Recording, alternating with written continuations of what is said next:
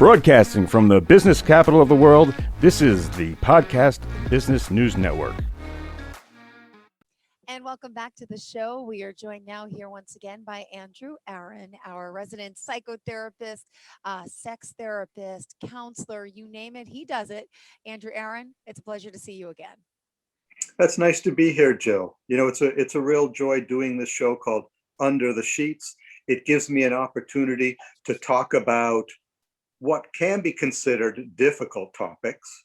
But, you know, I believe that those that listen in, they're craving information to help them feel good about all parts of being human and loving another, connecting with other people, having bodies, being sexual beings is part of that process, and it's healthy and normal.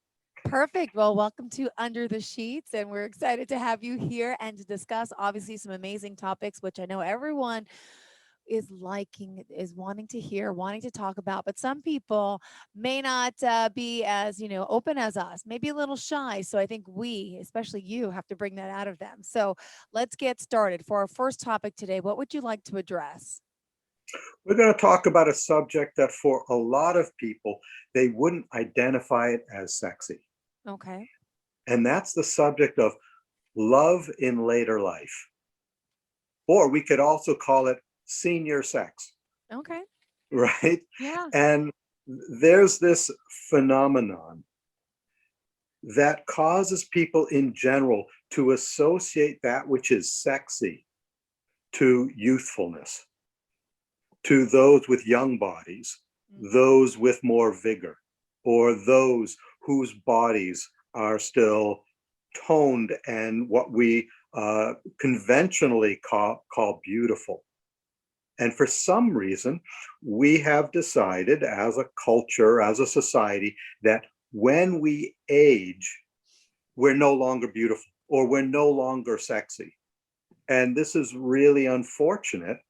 I think it causes those who are young to fear growing older. Yeah. And for those who are older to be saddled with negative attitudes, a feeling just of loss. Right? And a feeling somehow that there isn't permission to be their most loving and even sexy selves. Right? That somehow we're not good enough as we are. We have to do more in order to be acceptable or good enough. But instead, growing older gracefully means owning our sexuality, owning our capacity to love every year, every day, every minute of our life, from beginning till end, Jill. Great. And having to embrace that and that change. And it is a change, right? And our bodies do change and everything changes, but it doesn't mean it's not a beautiful thing. And it can't be just as good. And we can't feel just as good or look as good as we used to. It's just different. So it's a matter of getting more acceptance because a lot of us do have that it's a stereotype of, what should be and what was, but it is part of life and it's good to talk about. And knowing that seniors, of course, still having sex. And when I say the word seniors, it doesn't even sound old, but would you say anyone over 60? What is considered a senior nowadays, by the way? Is it 60, 65? I don't know. I I think it would depend on who you ask, right? Yeah. Well, we'll just say just people in general of an older age. That's all it is. Age is just a number. And, how would you work with someone and, try to make them open up to this idea more if they were a little more subconscious, they were a little more nervous about growing old and maybe more uncomfortable with their body. What type of advice would you give and things to work on?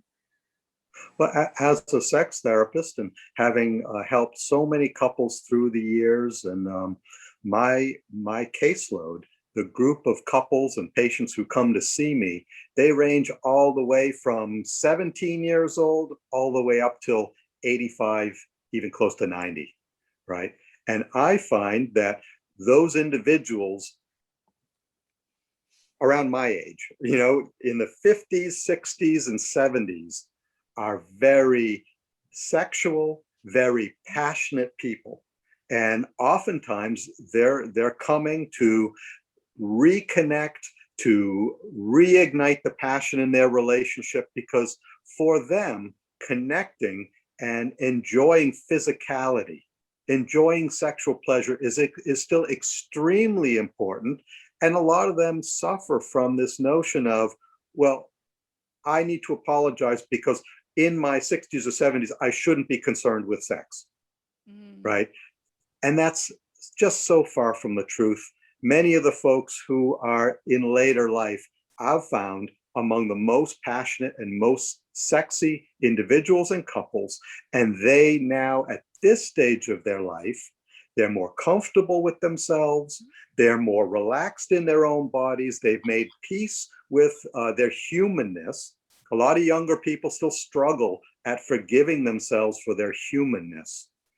And later in life, that allows these folks to love and accept each other, if they're able, in a way that's far deeper and far more generous than any other time in their life. So the potential for pleasure is, well, the ceiling is as high as the sky, Jill. Good. And Right? it's good to know that it still exists, and a lot of people talk about that, but it does. I have my friend's grandmother. She's 84 or 85, and she has a boyfriend, and she still engages in oral sex, let alone regular sex. She can't do anymore. She says it's too painful, but she loves oral sex and she's comfortable with it, and she talks to us girls about it, and we feel like, wow, this is great. This is great to hear that she's so open and in her 80s, and she's very vivacious and spunky, Fantastic. and her boyfriend are super happy with what they do and connect. And I love it that she's open, number one. Number two, that she's still enjoying it, sex in one aspect. Maybe she can't in another sense, but she's like, doesn't matter. I enjoy it the other way. So that's good to do. There's other options besides just intercourse, right? That we could do Well, sexual pleasure. we still have bodies all the way up till the time when we die. Yeah. Right? And so let's enjoy the bodies we have. Our bodies are made for pleasure, right? However, we don't want to just focus on our bodies without forgetting about the other parts of our being. And that means our love. Yeah. Right? Whether it's our love for ourselves, our love for life, we want to combine. It's like a very delicious recipe where all the ingredients have to be combined. We want to combine our bodies and our body's capacity for pleasure along with our love. And we want to use our sexual pleasure as a way of deepening our awareness and our enjoyment and valuing life itself. So those who just focus on the bodies and don't combine it with the amazing ingredient of love, well, they're missing out. It's a little bit like if you have a hot fudge sundae, but you don't get any hot fudge on it. Yes. Right? It's not nearly as good. No. So for those who want to continue being sexually healthy and active through their entire lives, combine it with love, right? And deepen the capacity of love. And that will help to extend it. And the reason I'm saying that is because so many people who reach their 50s, 60s, and 70s, especially those who've been in long-term relationships or marriages, throughout the years, they're not doing the work that prevents an accumulation of resentment, anger, disappointment, bitterness. And so I encounter lots and lots of couples who've reached this stage. They've been married 25, 30, 45 years, but the relationship is deteriorated because of an accumulation of painful and toxic emotion. And so that kind of disconnected relationship or marriage, it doesn't support the kind of lovemaking, the passionate and pleasurable sex that I think everyone deserves. Speaking of, helpforpassion.com, that is your website. I just want to point that out, right? Oh, thank you for doing that. You're welcome. It just went right along with your passion conversation. That's right. Help for Passion, FOR, passion.com. It'd be wonderful for those listeners to explore the website because there's a lot of material there to help you love more fully, love more deeply, and for your life to be fully graced with not just love, but also a lot of pleasure, a lot of sexual pleasure, a lot of connection, right? Very little, Jill, makes our lives of better quality than when we have a really good love relationship. Now, The, what about, oh, go ahead.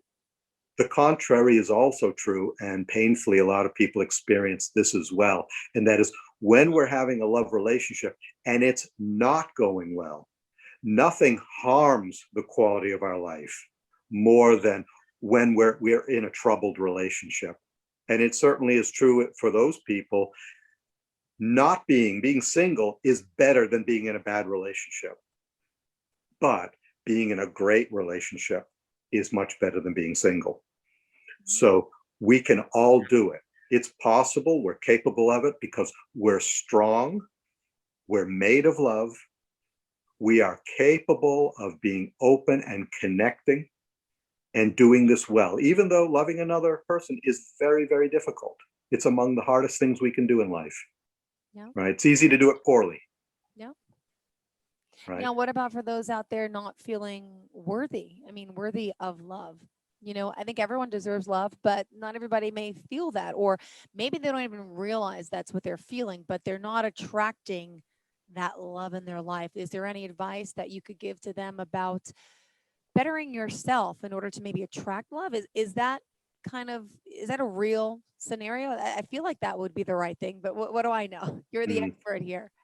Well, Jill, you are human, so you know a lot. Okay, that's good. That's a good start. You're on target there. I'm so All right. glad you brought it up because that is a big obstacle for so many people. They don't feel good inside themselves. They don't feel good inside their body. They don't believe that they're worthy or valuable. And so that becomes an obstacle. If they don't believe or feel like they're good and valuable, then in fact, they are going to create that truth. They are going to prove that that's true by the choices they make, what they attract in life. So first and foremost, there's a practice of forgiving ourselves for feeling bad inside, for feeling pain in our body, for believing that we're not capable or we're not the best or we ought to be better. To forgive ourselves for our humanness, because being human means making mistakes and hopefully learning from those mistakes, but also loving ourselves and doing so deliberately. Loving ourselves, loving even our pain and our mistakes. The more that we deliberately love ourselves and forgive ourselves, it's a process actually of cleansing our bodies, cleansing the depths of our being. We're complicated beings. We're made up of many, many layers. And most of those layers, Jill, are unconscious. Yeah. Right? And it's the emotion, the old events, often painful events, that are stored but locked tight on those deeper layers that we don't remember, we're not aware of. The emotions from there can still affect our daily life. And that contributes to people making poor choices, sabotaging relationships. It influences how they behave. And when we notice that our life is different than how we want it to be, when we notice that our intention does not create the results, the effect that we desire, there are things happening on those deeper layers about which we're unconscious, and those are affecting our choices and our behavior so that we are creating poor results and we're not acting as a friend to ourselves. Okay, so the process of loving ourselves, because love wakes things up, it softens things that have become stuck or solidified on those deeper levels. The more that we love and forgive ourselves, forgiveness and patience are forms of love. It softens and loosens those things, those old memories, those old events that have not been fully integrated or processed, and it melts that pain away. So that over time, this is a regular practice that I believe everybody needs to use on a regular basis is go through their bodies and go through their emotions and love themselves for it, even if those parts do not seem to deserve love. And thereby cleaning themselves of it, healing those old hurts, oftentimes ancient history, Jill, right? Stuff that happened 20 years ago, 40 years ago. They're still affecting us, even though we have no conscious awareness. Oh, yeah. Right? And thereby we cleanse ourselves and are able to align all of ourselves, the surface and the deep, with love. And the more we do that, then in our love relationships, we then are able to be attracted to those who are also based in love. Otherwise, we then are attracted to and choose partners who also hold a lot of pain. And we then have dramatic, painful relationships full of negativity and conflict or disappointment and hurt. And we, of course, know that's not good for us. That's not living out being a friend to ourselves. It's doing more right? harm than good. Yeah, for sure. Unfortunately, a lot of people, as human beings, we're not all that good at love because we struggle to even love ourselves, right? And for those to arrive in their later years in life with these wonderful relationships in which there's a lot of love and sex is appropriate and supported by the quality of the love and the connection. We all want that. We all need that, and we all deserve it. However, we prove it by accepting ourselves, being a friend to ourselves, and cleansing ourselves on a regular basis through the practice of loving ourselves. Beautiful. Right? Yeah. Yeah. I think it's a very important life lesson. Yeah, absolutely. And this is a great conversation. My goodness. Tell everyone how we can get in touch with you, obviously. If they want to reach out to have questions or maybe work with you, what would be the best form, Andrew? Of course, through my website, helpforpassion.com. That's help, F-O-R, passion.com. And, Jill, I've written a column for the last 13 years in a local magazine, and it's all about love and relationships. Early on, it was about sex, but then they got a little uncomfortable with the topic of sex. So they told me to tone it down, and it's just about love and relationship, but also about humanness. Okay. And a lot of those articles are on my website, so available for those who visit the website. And much of that material is just there so people can learn, people can grow. They don't need to enter therapy just to derive benefit from some of that material. But there's also some books on the website. There's one book that contains many of those articles. There's a book I've written about sexual performance anxiety and the struggle men have about sexual confidence and maintaining erections, but also the pain it causes in those heterosexual relationships, the pain it causes to female partners. It's a tremendously painful situation. But there's also some ebooks there and some free material available for download regarding some suggestions for improved sexual activity and sexual pleasure, about anger and ways to cope better with anger, as well as some resources for practicing to relax. And I also teach about meditation. And meditation is a wonderfully, subtly powerful practice that helps us love ourselves and cleanse ourselves of toxic emotion, right? And self-hate or self-disappointment, right? Because it's so important that we understand how tremendously valuable and important we each are. Beautiful. All right. Yes. And we deserve the best. And we can help to create that through living healthy lives and treating ourselves as valuable, even if at first we don't feel it inside. Right? So important. Can I ask you about When Soft is Hard? That is your book. That's right. Yeah. Good. Can you tell Yeah. us a little bit about that, what that means exactly? When soft is hard, that's among the most painful, difficult, embarrassing experiences a man can have. is when he's determined to satisfy his female partner in moments of intimacy, wants to, but finds he's unable to. Because when his penis is soft and he needs it to be hard, well, emotionally, that's very hard, right?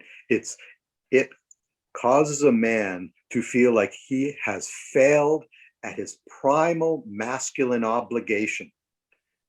Men, they live for that. And if a man fails in that moment, he feels that to his core, he has no masculine value. And it is so painful and so embarrassing for him that many, many men who experience that, and most do at some point in their life, they become terrified of every subsequent sexual opportunity. Hence, they become different people, right? They're blocking emotion, they're blocking love, they're avoiding sex, they're avoiding people. So it's got to take a real, let alone the physical toll, but it's the whole emotional, mental tone. It's really damaging.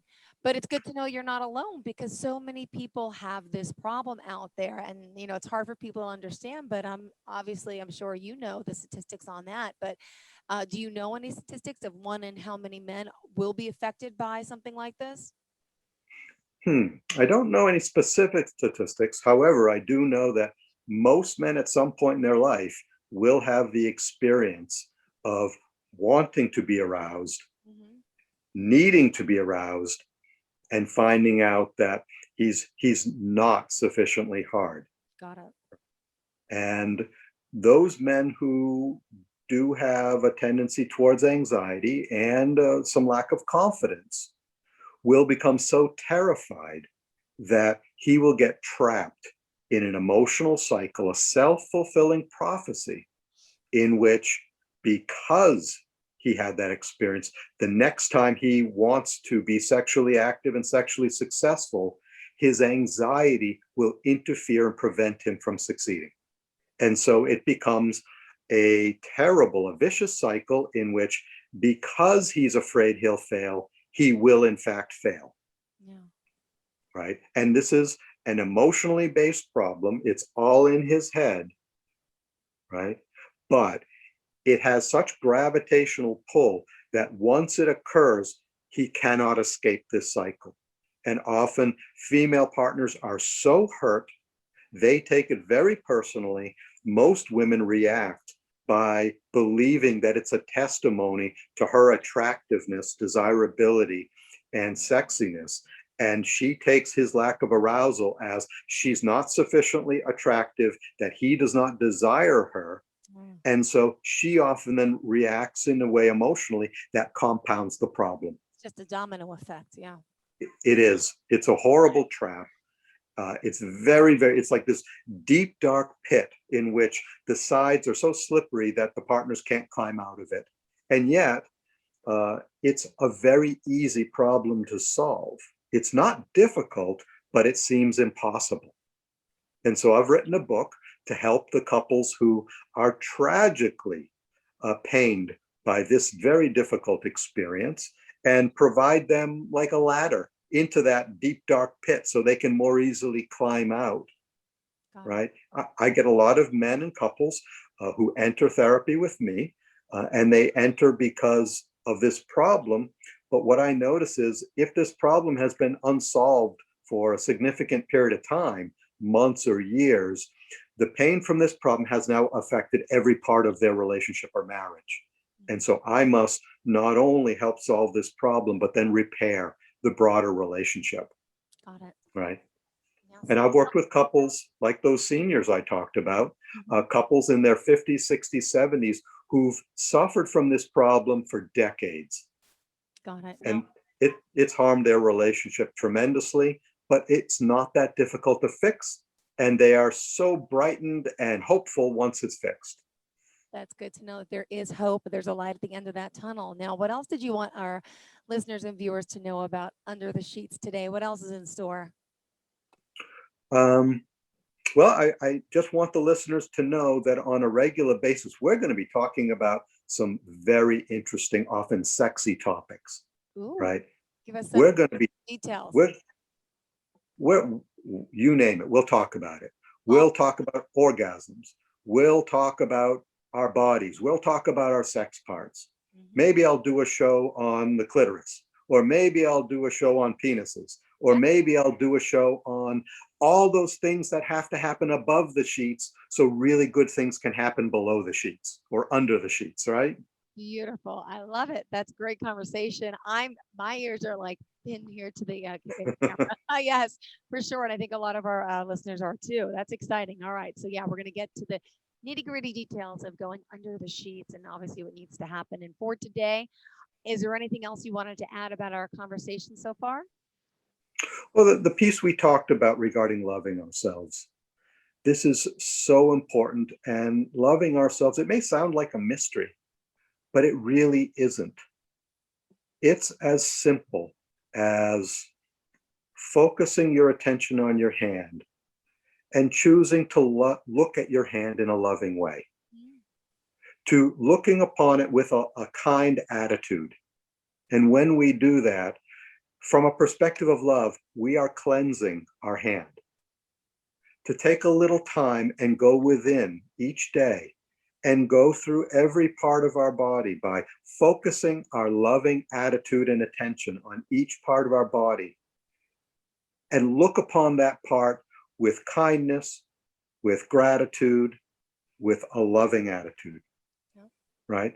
And this cleans our body. It's not miraculous, and it's not instant.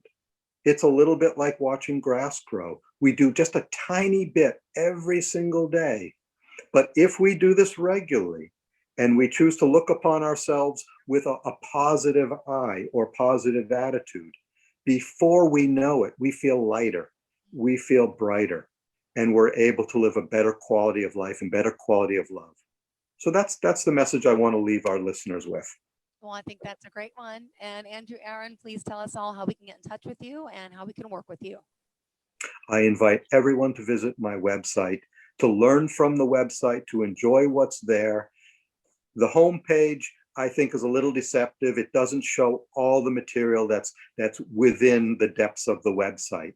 So explore, enjoy what's there, learn from what's there, as well as tune into continued Under the Sheets each week, Wednesdays at 2:30. Of course, also Under the Sheets is a podcast. It can be accessed through Spotify. It can be accessed through TuneIn Radio and Stitcher. And I believe soon it'll be on Apple Podcasts and Amazon, everywhere you find podcasts.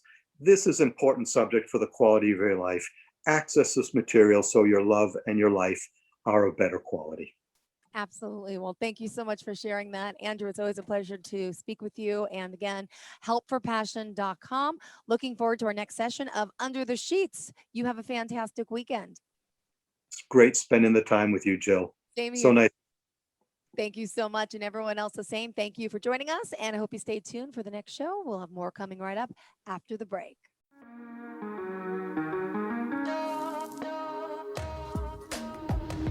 Broadcasting from the business capital of the world, this is the Podcast Business News Network. For nearly 2,000 severely injured veterans, everyday life has become filled with barriers. Day-to-day simple tasks can become pretty daunting. I have to carry my chair up 2 flights of steps or have somebody do it for me. What scares me the most is just the falling.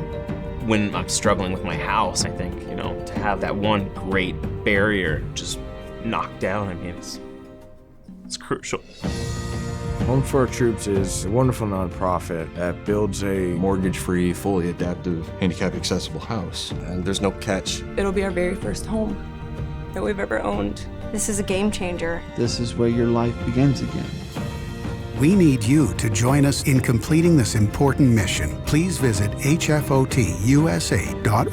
and help build homes and rebuild lives. Because of you, everything's going to be okay.